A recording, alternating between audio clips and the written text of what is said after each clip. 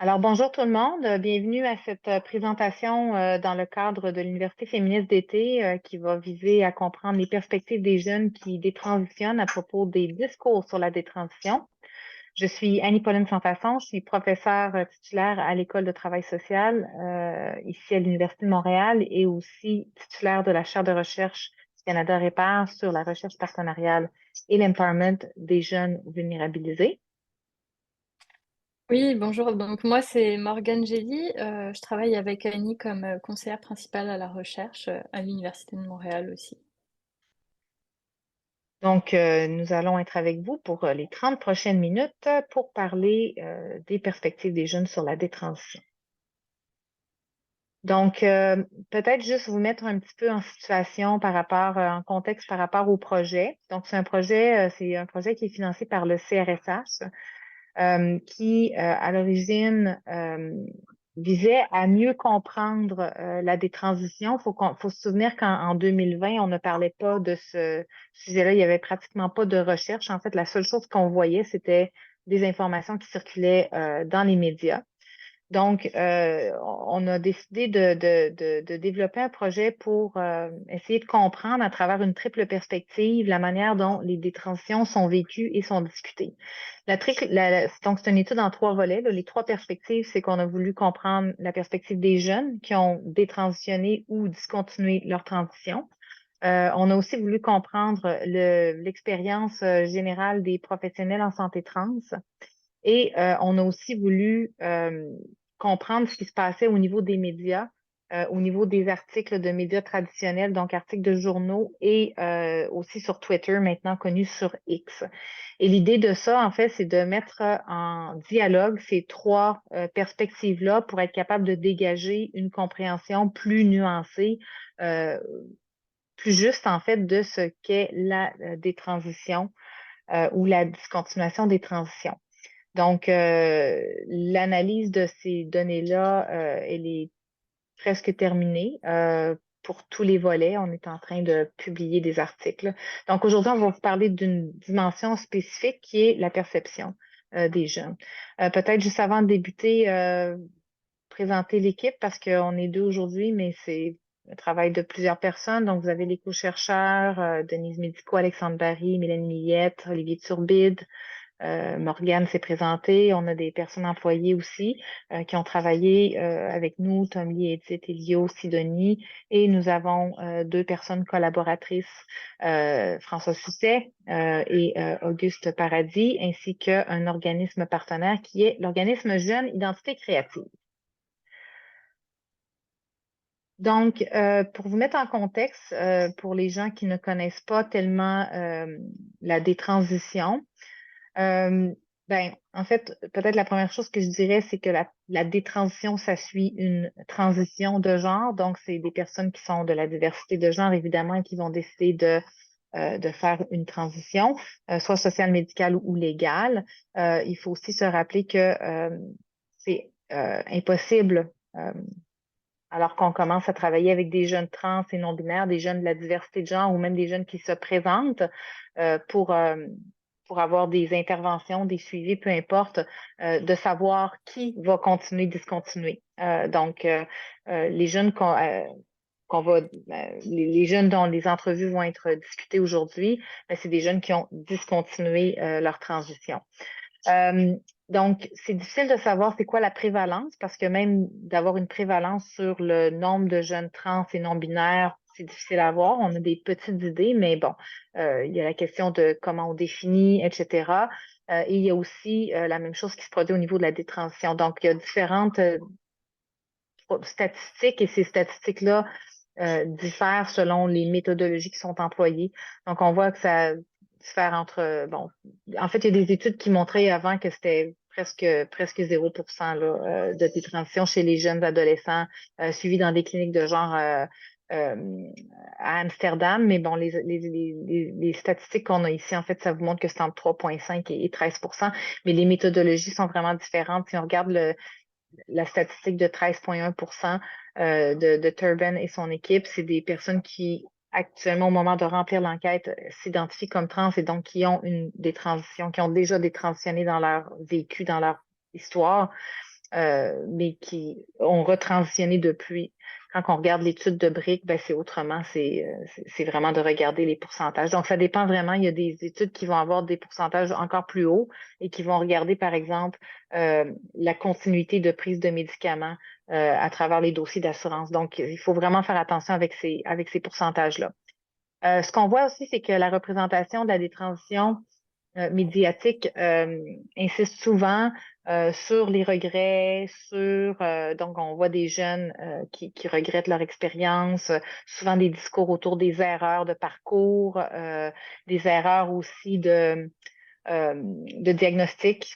Souvent, le fardeau va être remis sur les professionnels qui auraient mal fait leur travail et auraient prescrit ou soutenu un jeune dans une transition trop rapidement, et aussi sur la manière de prévenir ces parcours. Euh, Souvent, ça va être autour de, en fait, restreindre l'accès aux soins d'affirmation du genre. Donc, pour les gens qui veulent avoir des exemples plus récent de ça, ben, vous pouvez penser à la télévision québécoise il y a quelques mois, et on a eu une parfaite illustration en fait de la manière dont les discours autour de la détransition sont présentés, par exemple dans le reportage Enquête. Donc nous, on s'intéressait en fait je vous ai dit la question pour le projet de façon générale, c'est vraiment de comprendre la perception que les jeunes ont de la détransition euh, par rapport au discours qui circule. Puis on voulait aussi comprendre quelles sont les conséquences. Donc, cette analyse-là on a fait pour être capable de préparer cette présentation-là, c'est vraiment pour comprendre comment les jeunes des trans perçoivent les discours autour de la détransition, puis est-ce que ça a des conséquences sur elles, eux, elles. Donc là, comme on a dit au début, les données ici, c'est vraiment des données qui touchent les jeunes. Donc, on n'a pas utilisé les données des professionnels ni l'analyse des médias sociaux ou traditionnels pour ça. Alors, les entretiens qu'on a fait, c'est avec des jeunes. Les critères d'inclusion, en fait, c'était c'était d'être une jeune personne de 15 à 25 ans et avoir effectué une transition, soit sociale, soit médicale ou soit légale, et depuis l'avoir discontinué ou identifié comme une personne qui a détransitionné.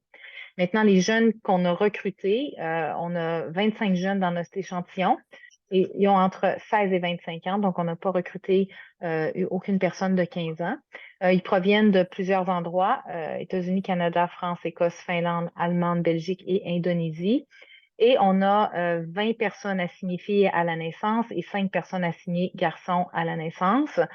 Il faut faire attention, encore une fois, parce que c'est un échantillon communautaire, dans le sens où on a lancé une invitation et on a eu plus de personnes à signifier à la naissance, mais euh, ça ne représente, en fait, ça n'indique pas qu'on a plus de personnes à signifier à la naissance qui détransitionnent que de garçons. C'est possible, mais c'est pas ça que les données indiquent ici, puisque c'est un échantillon communautaire. Donc, la présentation, et je vais donner la parole à Morgane dans quelques instants qui va vous présenter là, les données. Mais la présentation, on va vous présenter, en fait, on va vous montrer comment les jeunes nous expliquent que les discours qu'ils entendent dans les médias ne reflètent pas leur expérience. Il y a différentes manières d'exprimer ça. Et on va aussi voir que les discours ont un impact négatif sur les jeunes qui détransitionnent eux-mêmes. Puis par la suite, on va passer à une discussion sur l'inintelligibilité sociale et l'injustice herméneutique, du fait qu'ils se sentent utilisés comme des pions contre la transition. Et on va parler aussi de détransphobie et de déflexion de crédibilité. Voilà. Donc, on va commencer par parler des discours en fait sur la détransition et ce que les jeunes personnes concernées en pensent.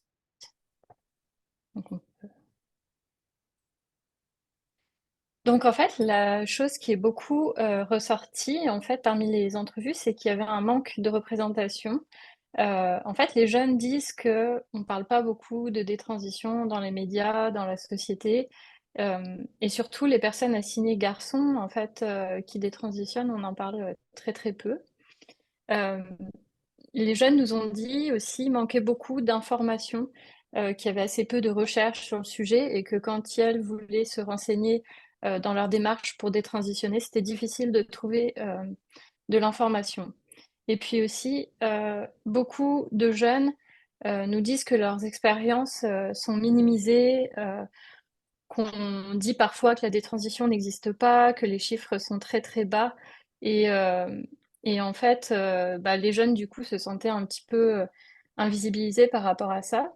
Donc là, on a un exemple, de Dylan qui nous dit n'avoir jamais, rencontré ou entendu parler, de quelqu'un d'autre qui avait arrêté sa transition et c'est seulement, en fait, en rencontrant, le poster pour notre, bah, pour le recrutement, pour notre recherche, que Dylan s'est rendu compte qu'il y avait d'autres personnes, qui, comme lui, en fait, détransitionnaient.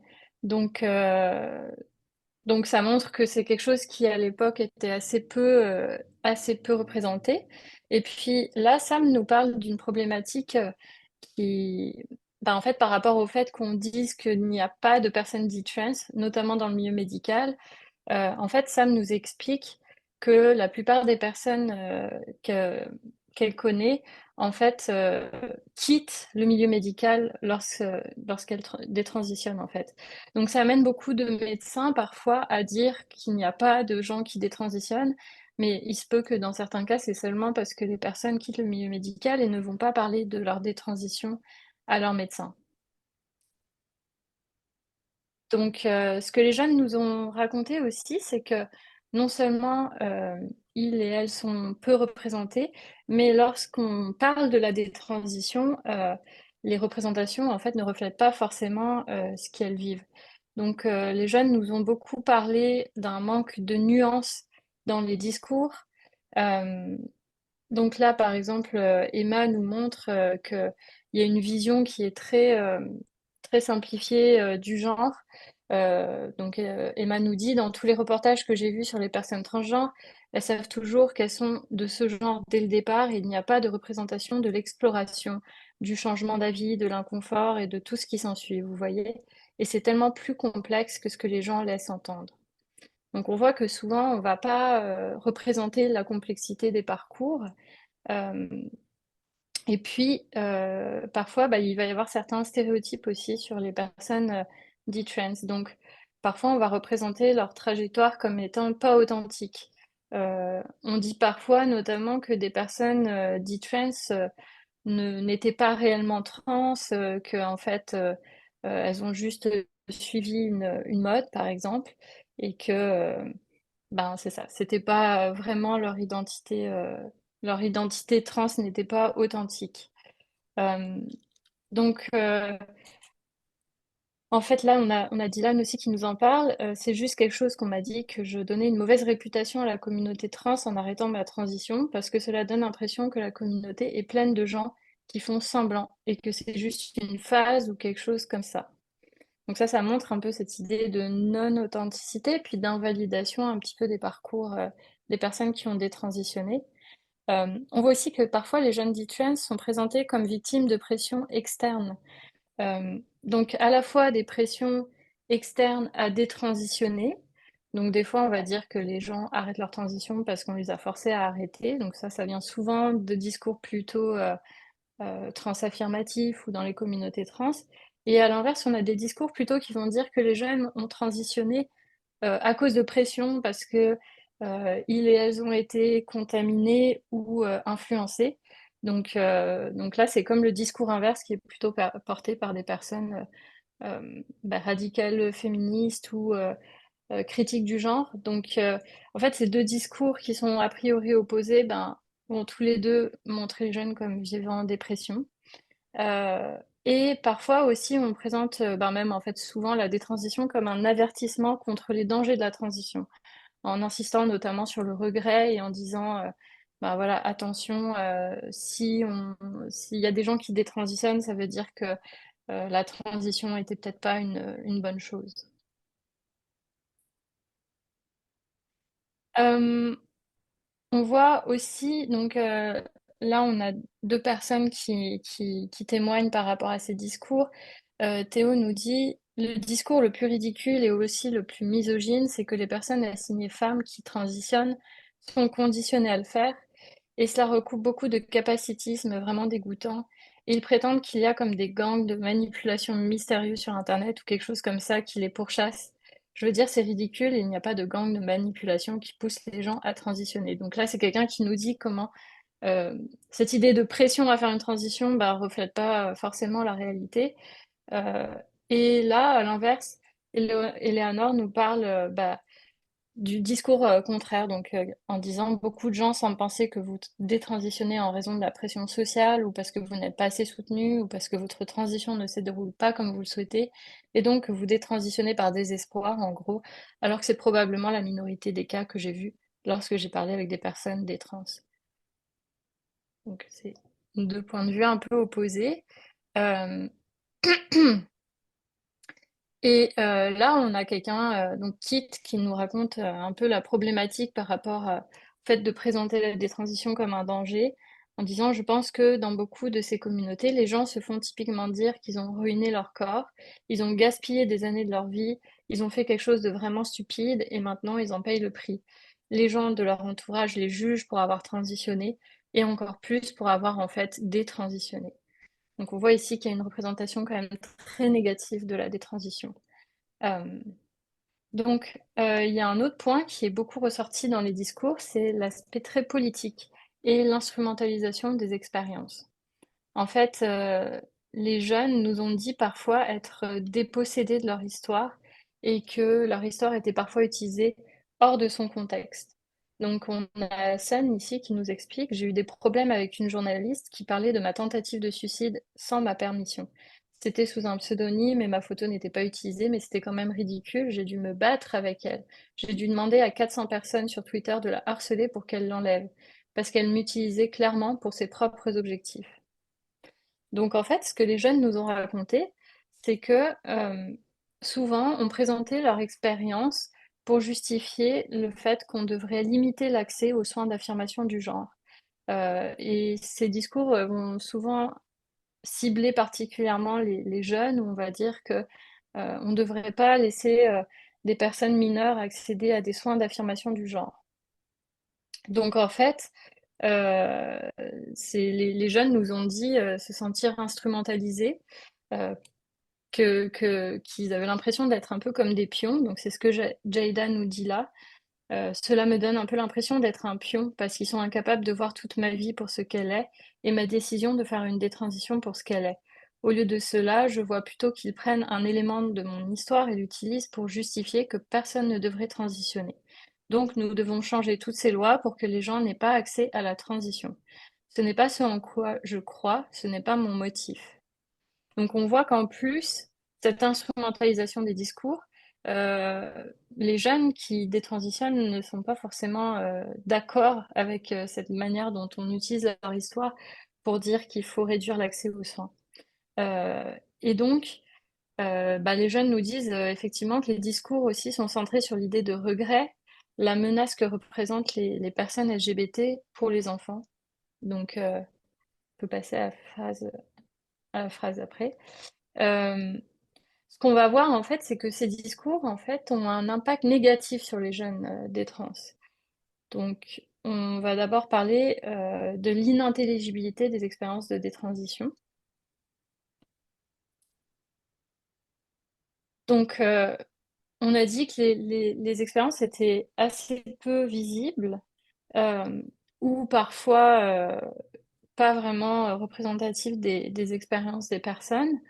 Donc ça crée parfois un sentiment de solitude où les personnes se sentent seules, ont l'impression qu'il n'y a personne d'autre dans leur situation. Et c'est aussi difficile, du coup, de nommer son expérience, de donner du sens à ce qu'on vit, puisqu'on n'a pas de référence pour le faire, on n'a pas de modèle, euh, on n'a même pas forcément les mots. Et ici, Emma nous dit, je n'ai même pas compris qu'il existait un mot pour décrire le fait de s'être identifié comme trans une fois, mais plus maintenant, jusqu'à probablement le début de cette année, ce qui n'est pas très loin de ma détransition de septembre 2019 à janvier 2020. Et là, j'ai compris, oh, il y a un mot pour détransitionner.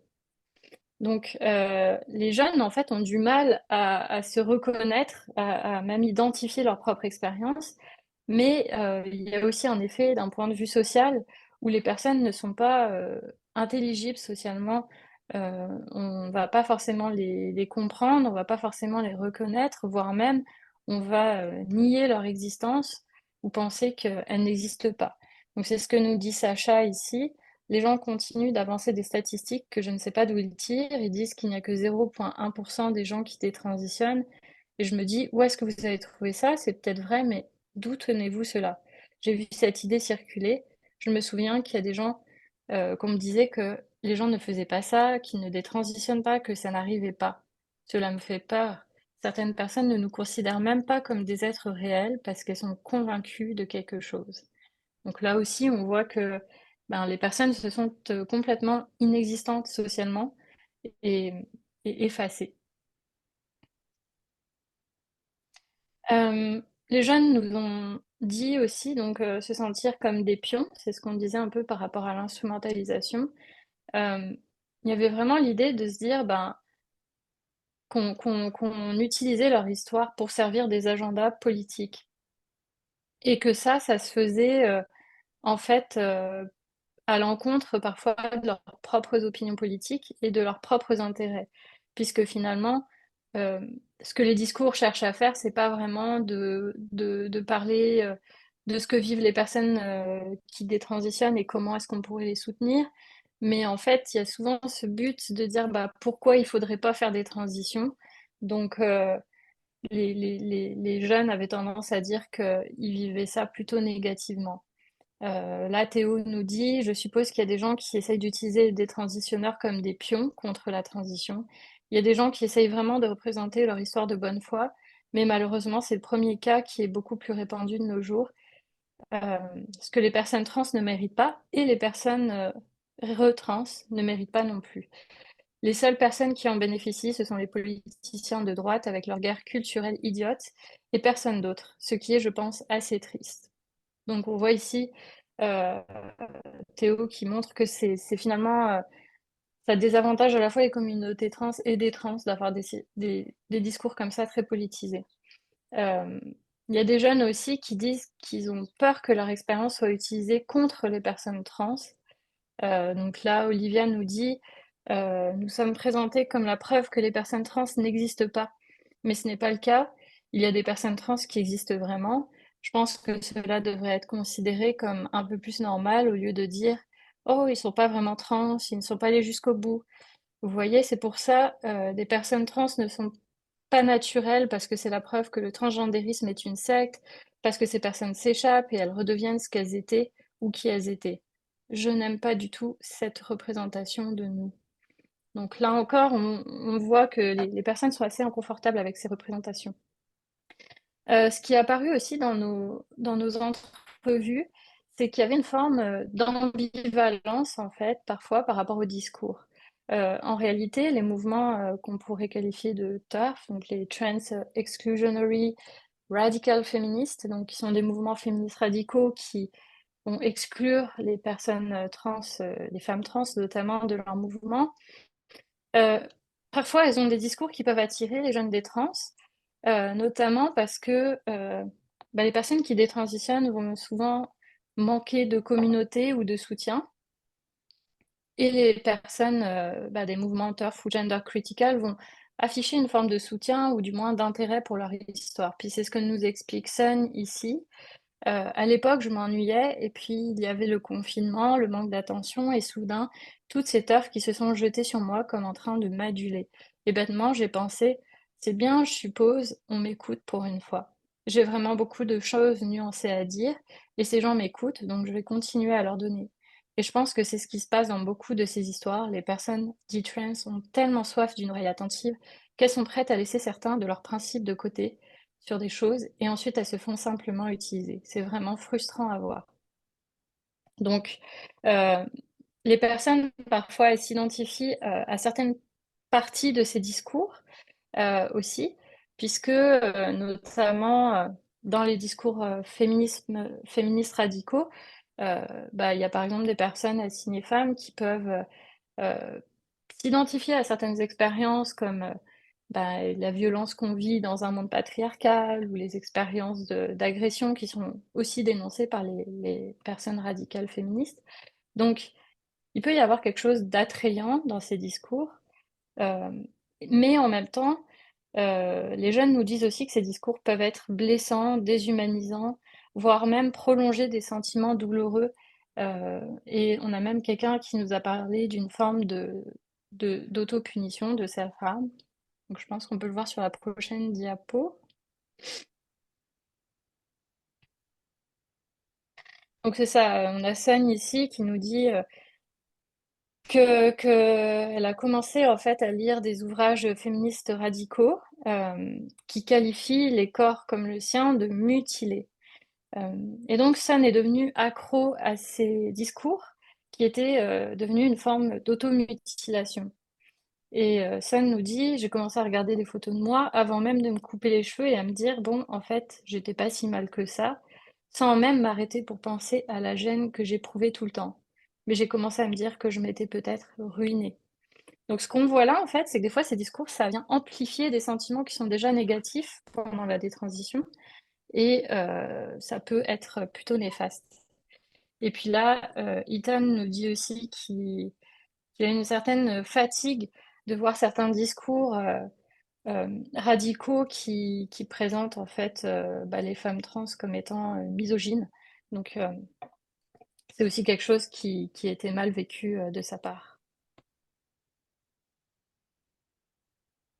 Enfin, ce qu'on voulait souligner, c'est que les participants nous disaient qu'ils aimeraient que les discours arrêtent d'opposer les communautés trans et des trans, qu'à cause de ces discours-là, il y a beaucoup de jeunes dits trans qui vivent du rejet et de la perte de soutien de la part des communautés trans parce qu'elles sont perçues parfois comme étant transphobes, vu que c'est souvent des discours transphobes qui vont utiliser leurs expériences.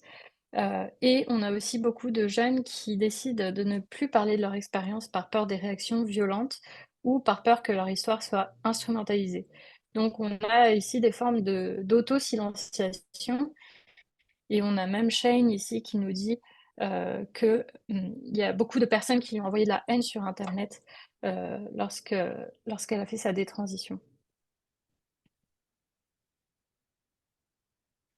Donc pour la discussion, on voulait parler un peu du concept des injustices épistémiques.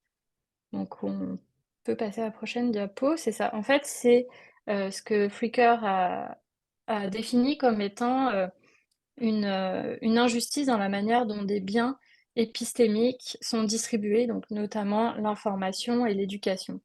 Elle distingue deux formes d'injustice. L'injustice herméneutique, c'est un manque de référents et de concepts qui va désavantager les personnes dans le processus de faire sens de leur expérience.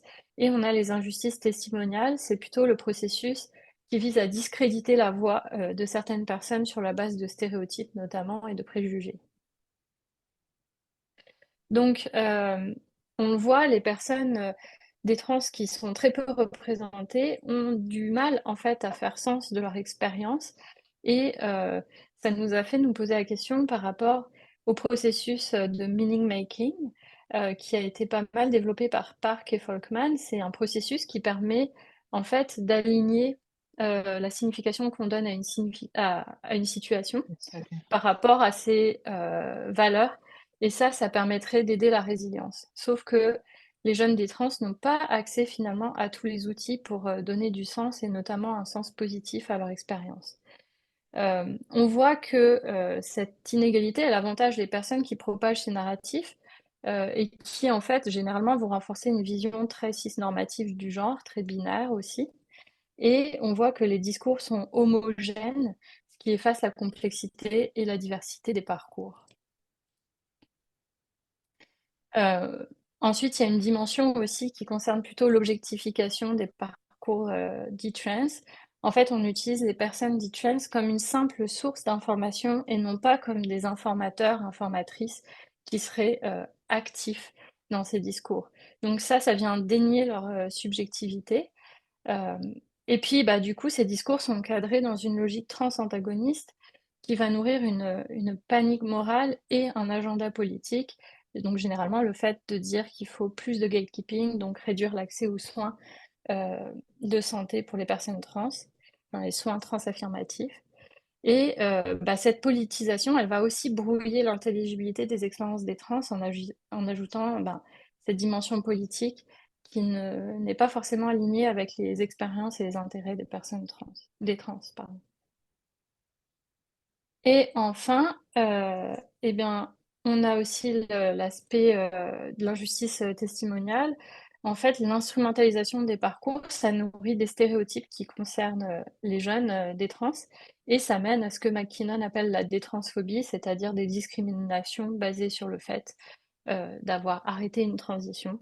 Donc, par exemple, le fait que les personnes se fassent appeler transgenders ou des choses comme ça les rend très invalides et elles peuvent comme plus vraiment parler de leur expérience d'exploration du genre parce qu'on vient invalider en fait leur parcours et l'authenticité de leur genre.